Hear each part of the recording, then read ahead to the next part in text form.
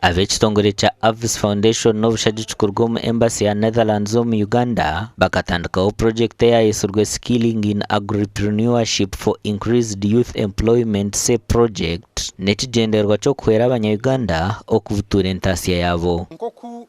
ohumagire kusoma owabasomise nkoku yabasomise atasigeyo nimwe nuko musemeye kugenda mukasomesa abandi kugira ngo business itambure ko kutambura wenka mu business negwa nkako mukwa mu rubingi murukore kintu kimwe numugirana niraka ryo gukora hamwe. Avis Foundation under the SAY project ebasize kutuyamba mnonga kujumbura ebiconce biriyo minyeto no kubahiga mnonga kukora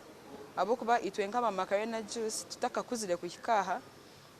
Avis katuyamba ho mnonga kureba hangu twakura kandi twabasa kugira bitwakwata mukono eminyeto migenzi yitu eminyetero kuhika 5 yaherezeganyirwa mu project egi okwetorora districts mwenda z'icanga ca Ankole na Kigezi omutwaro gumwe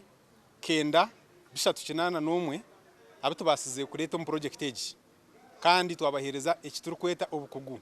kimombi inte bitubentu project ebiyenegeza okurwanisa no kushanga umuntu ariyo naza narondo murumo konkatine bukugu bwo kukikora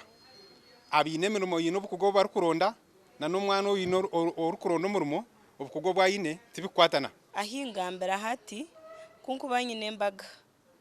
nimbasa kuhereza emirimo abana bashikira abana 10 kandi ekyo tikintu kya burijo tikintu kuzanza akuba abana 10 bona no ine kuba koraki kubashashura ombana 10 nimbanye nemaba kuza kunyamba kutera juice ejo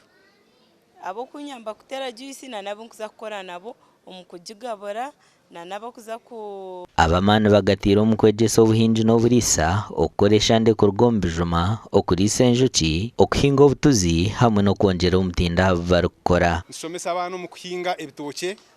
na no gukora business mu bitoke nsomesa abana omukubasa ku arho abakubasa kutekaho mutindo abakongera mutinda ha bintu akongera mutinda ha nyama kongera umutinda ha mate kongera umutinda ha bintu bingi omara Ankole eminyeteryo mu districts Nkambara Isinjiro Kazo Ibanda Kiruhura Bushenyi hamwe na Ntungamo kandi omara Kigezi districts eziganyirwa mu Kabare hamwe na Rubanda ahabwa TV West nde era akiza